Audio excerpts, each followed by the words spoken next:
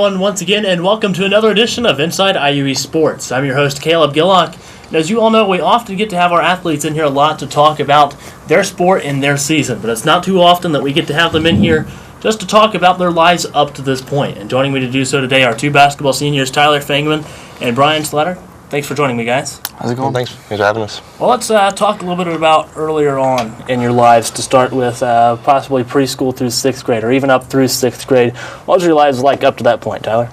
I can't complain about anything. I've loved sports ever since I, was younger. Always grew up in a sports household. My parents both being sports advocates, so I played pretty much every sport I could. So, school and sports really. Now, you said your parents were really into sports. Were you raised to be any certain type of fan? Being from Kentucky, the Wildcats. Mm-hmm. You're unfortunately being in Indiana, but you're bred into a Kentucky Wildcat house, so unfortunately for some people, but yeah.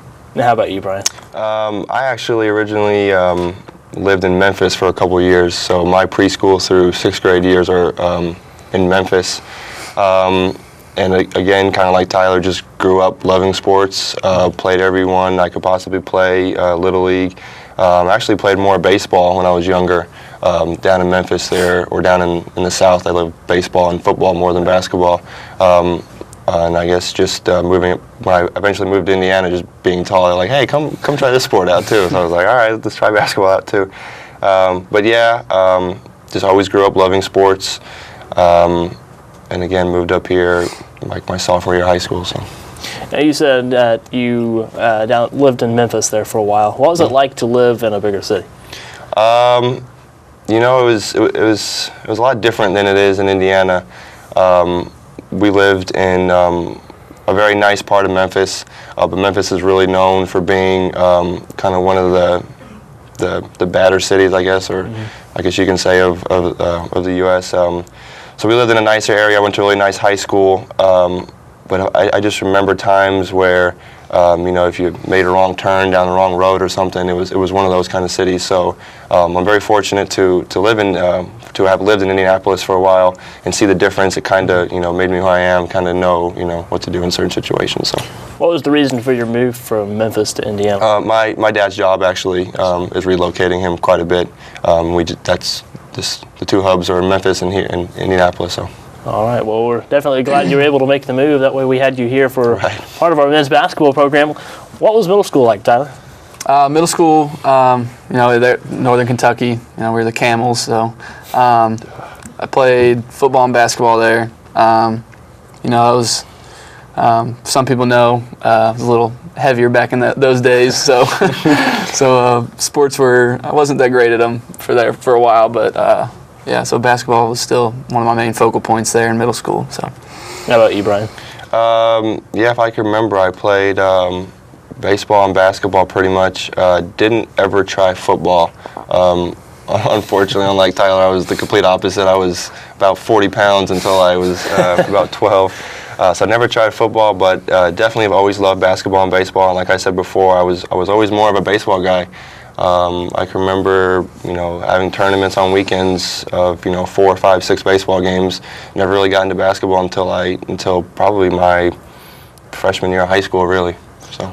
What made you decide to give baseball up? I guess I was better at basketball maybe. I played baseball a whole lot. And then I guess as soon as I moved to Indiana, which would be my end of my freshman year, sophomore year of high school, that's all I do in Indiana is play basketball. I mean, baseball is kind of like a second or third sport. Mm-hmm. So when I moved here, I kind of, got molded into a basketball player, and obviously grateful that, that happened. All right, well, now let's talk a little bit about high school. How was high school, Tyler? It was good. I started out at a different high school than where I ended up graduating from. My freshman year, I went to a school and didn't get any playing time varsity, and just had a couple of different events that ended up making me want to switch schools. And then I broke my arm real bad, so that was kind of the last turning point to where I wanted to transfer over to Beechwood, where I ended up graduating from. And looking back now, it's one of the best decisions I've ever made in my life to this point. And I had a successful career at Beechwood, so I'm thankful for that. Was the broken arm a sports-related injury? Yeah, it was. Actually, during basketball, we did a drill charge drill, which some coaches see as kind of a dangerous thing to do. So yeah, I ended up having a 5-hour surgery on my left arm. So yeah, I got 2 plates and 10 screws in my left arm. So yep. How about you, Bryan? How was high school? Again, like Tyler, I moved to 2 different high schools. My freshman year was obviously, like I said, in Memphis, and that's the year that I moved up here. My freshman year, I played on the freshman team and got to see a little bit of JV, which was nice. And then when I moved to Indianapolis, I went to Avon, and my high school team actually was ranked in the state, I want to say probably in the top at least 25 for a while. So we had a really good high school team. I played sparingly. I think we had, if you look back now, we had like 5 D1 players on the team. 1 or 2 are playing at high D1 levels now, like Wright State and Notre Dame. So, but I just remember, some good times. We made to sectional every year. We lost to Pike, who at the time had Jeff Teague, who's now in the NBA. So it's kind of cool to look back and see, I had a pretty successful high school career, but the teams I did lose to were by future NBA players like Jeff Teague and even Gary Harris. So. Right. If you had to think back, what was some of the greatest advice that you were ever given growing up, Tyler? Greatest advice ever given growing up. There was a Bengals player, and I can't think of his name to this date, that came to our middle school. I think it was probably 6th grade year. And he came in, and just some of the stuff he said, I don't remember exact quote, but just saying no matter what happens, never give up. And just the way he displayed himself just really kind of hit home with me and really made me want to, work hard at whatever I did. And so that was probably one of the more memorable things. Right. So, how about you, Bryan? Yeah, I remember having a very inspirational assistant coach in high school. And actually the year that I left, he moved on to a different high school, and I think has since won like 2 or 3 state championships for basketball. So I like to think what he told me was good advice. He'd always want me to just be the best I could be, and whatever I would do, whether that would be in terms of basketball, be the best rebounder you could be the best spot up shooter, whatever you had to do to make the team successful, be the best you could be. And I've turned that over to other things in life, outside of basketball. All right, well, let's talk about the point that you're at now. That's college. How's college been, Tyler? College has been, unforgettable. I've had a blast. I wouldn't say I have any regrets. Had a pretty good career here. Me and Bryan have. So, we'd like to, put the icing on the cake and make it to Branson again and, win a national championship. That's always the end goal. So, last year to do it, so no better time to. Right. What's it been like here for you? I think Coach said the other day in one of our meetings that you could be the most, I don't know how to word this, but the most winningest player, if that's the right way to put it, in men's IU East basketball history.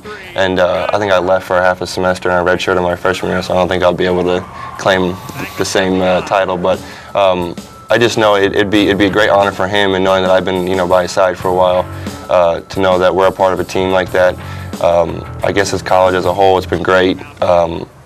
I'm so happy in my decision to come here and to eventually come back after last year when I went home for a little bit. But yeah, like Tyler said, there's absolutely no regrets, and I'm glad this is where I ended up. Sure. Right.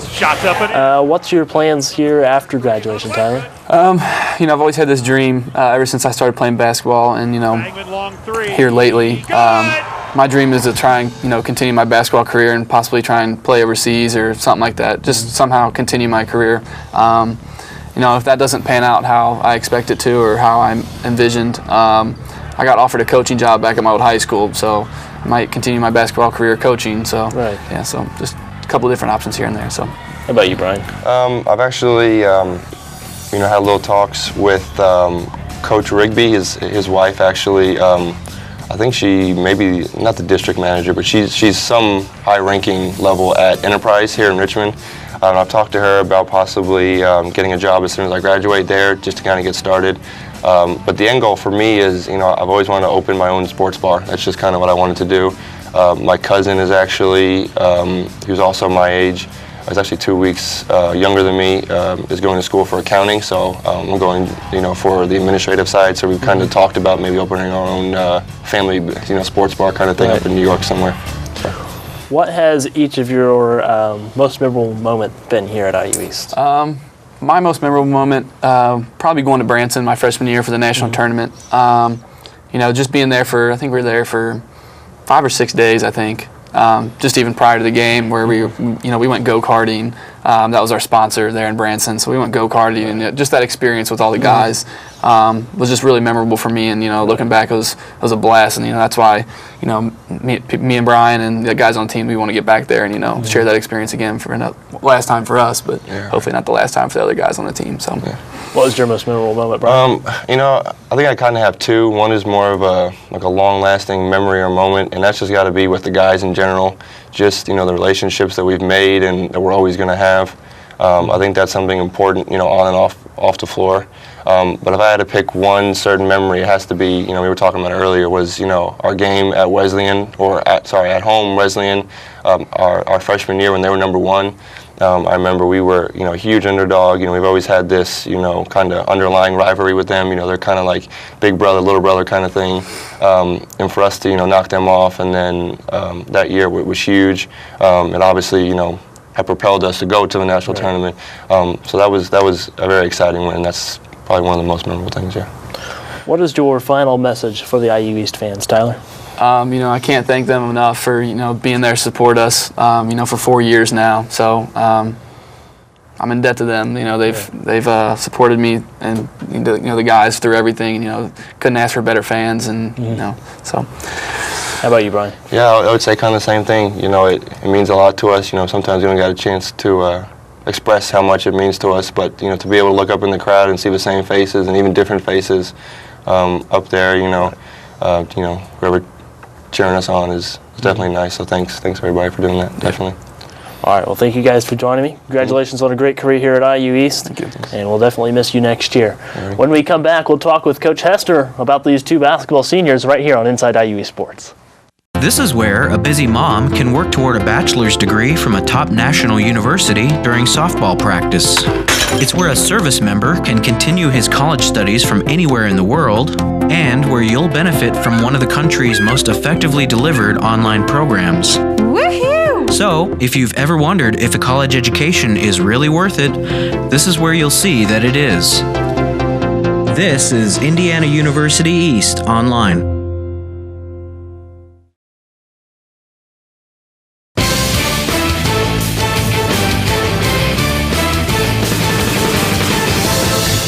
And welcome back to our Senior Day edition of Inside IU East Sports. I'm your host, Caleb Gillock. Now joining me to talk about our 2 basketball seniors is head coach Mark Hester. Coach, thanks for joining me. No problem. Well, of course, our 2 seniors this year, Tyler Fangman and Bryan Schlatter. Tell us a little bit about what they mean to the men's basketball program. Both of them mean a lot in very different ways. I think both will leave their imprint, when they leave here. Tyler obviously with the being the all-time leading scorer and being one of the guys that's in contention for being an all-time wins guy, which is really, really important and a big deal for us here. But both of them have really done a lot to advance the program in their own ways. I think Bryan obviously doesn't play as much, but has left just as big of an imprint on our program. I mean, he's one that keeps everybody loose. He's the one, if you ever watch our bench, he's one of the crazy guys, getting everybody excited and just has such a positive attitude. I mean, he comes to practice every single day, works as hard as he possibly can, gives a great effort on the scout team and things like that, which some people don't view as important, but here I think that it's equally as important as what Tyler does for us, because you've got to have those types of people to be successful, and I think that goes a long way towards talking about the character that he has and the selflessness and just wanting to be a part of a family and a team, and I think that speaks volumes for Bryan and Tyler also. I mean, Tyler, everybody has a role. Tyler happens to be a scorer and gets a lot of press for that, but Bryan's role is just as equally as important as anything that anybody else does. Right. How were they recruited to the IU East program? Tyler was pretty heavily recruited. We got a video of him sent to us, which normally you kind of watch those, you just, but I saw he was from Kentucky. Me being a Kentuckian myself, I thought, well, I'll check it out and see what this is. And I saw him, and I saw a kid that had a lot of potential that could make about every kind of shot that we would ask someone to make. There was a lot of potential there to do some good things, and so I thought, hey, let's bring him in and take a look. And and it said he was 6'3", and usually when you get that, they're usually 6 foot. And we can tell he's a little chubby in the video and stuff, but still, we wanted to take a look at him and see what we thought, and brought him in and talking to him, the personality that he has, how outgoing he was, just kind of. It's what we look for. I mean, we look for a very specific type of person that we bring in here, and everything just fit. And then when he played, he showed that he could get those shots off and be an exceptional offensive player against college level players. So we were, definitely intrigued, and ended up pursuing him really, really hard, and was a really good day when we got him, and I don't think I'm surprised that he has become our all-time leading scorer. I think that was the intent when we got him. And then Bryan was, again, we got an email and followed, come on out, and invited him. And Coach Doherty was our assistant coach then, and we had 2 guys come up and work out with the team and play with them. And we were looking actually for a walk-on spot. And I liked Schlatz's length and the fact that he could shoot a little bit, and thought that in visiting with him a little bit, he seemed like he had the right attitude and the right mentality. So we offered him a spot, and he took it, and the rest is history. Was there any competition with other schools to get either one of them? With Bryan, no. With Tyler, yes. It was, like I said, he was pretty heavily recruited, so we had to battle pretty hard to get him. So and that's a good thing. I mean, the ones that you got to fight for usually are the ones that there's a reason why you're fighting for them. Now, you also said that Tyler is the certain type of player that you look for. What is that certain type of player? I mean, he's as far as his personality goes, he's outgoing, which he seemed that on his visit. Then it was funny, we were playing during the summer, and he came up and we went on a trip to Mount Vernon and played, and we took the freshmen with us, and they got to ride along and kind of just hang out. And he sat right behind me in the front seat of the bus and didn't say a word. And I'm thinking, man, this kid's just kind of out of his element. And it's going to be kind of a big adjustment for him, and I don't know if he'll make it. And then by the time we played our first road trip of his freshman year, he's in the back of the bus doing impressions from Finding Nemo and Arnold Schwarzenegger, and having everybody dying, just rolling in the floor laughing, and hasn't shut up since that day. So, he's just very outgoing, fun. He scores a lot of points, but bigger part of Tyler is the stuff off the court that you don't see. He's a really good teammate. He's been heavily involved in the Chambers of Character stuff since he's been here. He does a lot with community service and things like that. He's at almost every single event that's offered for the athletes to go to, and that's the bigger part. And I think that's something that goes largely unnoticed. But I mean, it's just a big part of who we are and what we do here, and he's exemplified that. Right. You also said earlier that each guy has a specific role. What are each of their roles on the team? Well, Tyler's is to put the ball in the hole and not get us killed on the defensive end. We're working on the defensive end part.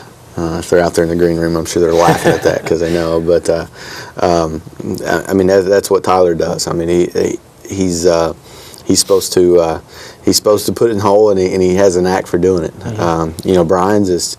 Bryan's is a little more detailed, actually. It's probably a tougher role. His is to show up every day and play in practice as hard as he can and push the other guys and keep a very positive attitude about it and work really hard. And then, when game time comes, it's to cheer everybody on and keep us motivated and be engaged and talk to guys when they come off the bench. If they're down, cheer them up. If they're up, keep them up. And I mean, and he does that.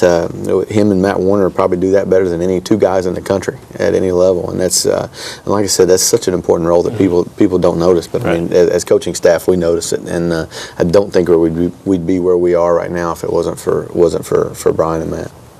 We often see each guy's personality on the floor, but you already talked a little bit about Tyler's off the court. How about Bryan's? They're the same person. I wish that we could show the picture they took in their senior pictures. They've roomed together their entire time here. They're inseparable. there's the jokesters of the team. They're never serious. We had over the years we've had several talks about, guys, there's a time and place to joke around, and then there's time to be serious and let people focus. And Bryan's that same way. I mean, he in practice this morning, it was just like, I wanted to just stop him and say, Bryan, stop. Let's be serious about this. But I think this time of year we need that looseness, right. So I kind of let it go a little bit. But I mean, both of them are, very rarely is there a serious moment with those two, and it's a pleasure being around them, and they make road trips fun, and that's the cool part. What's your most memorable moment of having each of them? Oh goodness. With Bryan, Bryan left us last year after his sophomore year to go. We got a couple memories of Bryan actually. One of them, he left us to just go be a student at IUPUI, and then remember when he came back. I remember that he stayed in touch the entire time he was gone, and then I think it was in October or November. He just said, "Coach, I made a mistake. I miss it. I want to come back." And we were happy to take him back because right. He's just such a fun guy to have around. That and then his freshman year, Terry Weathers, who was a senior at the time, was really, really hard on flats every single day, and pretty much beat him up on a regular basis every day in practice. And one day, Bryan's hand got kind of caught in Terry's jersey in practice, and it ripped it. And Terry, going back down the floor, just grabbed Bryan's jersey and ripped it off of him for no reason. So it was kind of just one of those funny things. With Tyler, I was in the control room and heard him say that it was a national tournament his freshman year, and I would agree, but not for the same reasons that he did. I remember he didn't play much, and was really kind of upset afterward, and was wanting to know if if he needed to look elsewhere, if he was going to be able to play here, and I had an honest discussion with him and told him he had to start guarding a little better, and he had to get his body, and he was a little heavy and slow, and he had to get his body ready, and over the course of the next 6 months, Tyler put in so much work calling me at home on Saturdays and Sundays and coming up here and giving him extra workouts in the weight room and different things, and he just really transformed himself, and he went from not playing a whole lot to being a focal point and scoring 15, 16 games as a sophomore and being a vital part of what we did, and going on to become the player that he is and that we thought he could be. So I mean, it's funny how those messages get through sometimes, but that's probably what I remember most about Tyler. What's your parting message to Tyler and Bryan? Oh, that other than the fact that letting them both know how big a part of the program that they have been and obviously will continue to be. We make it quite known that you're never. You're once a Red Wolf, you're always a Red Wolf. Right. You don't get away from it. We always want them back, and we always want them involved in the program. And anytime they come back, they're welcome in the locker room. They're welcome wherever they want to go, and we want that. But more importantly, that if at some point they get to use one of the lessons that they've learned through basketball in their careers to be successful, then I think we've done our job here, and that's really, really important. And that they're, I'm always available for advice, and that they can always call me, for as long as they want, and I'll always be happy to help them out. But they've given this program a whole lot. They've given me a whole lot, and I'm going to be sad when they're gone. All right, well, thanks for joining me, Coach. That was Coach Mark Hester talking about the two seniors, Tyler Fangman and Bryan Schlatter. We'll be right back with more Inside IUE Sports.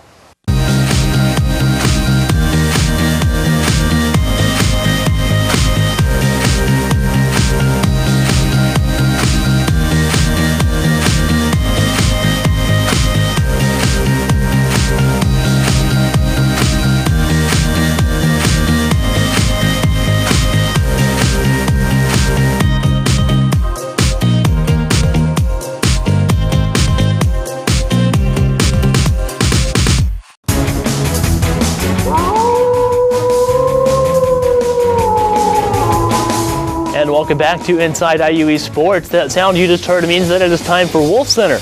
Wolf Center is where we take a look back at last week's IU East results and ahead to next week's schedule. You can download the Wolf House sound you just heard for free by downloading the free IU East Athletics app at the iTunes App Store or the Google Play Store. Now let's take a look back at last week's results. The women's basketball team defeated IU Southeast on January 27th with a score of 93-74. Mackenzie Campbell had 19 points, 9 rebounds, 7 assists, and 3 steals for IU East. On January 27th, the men's basketball team also took a win against IU Southeast with a score of 89-78.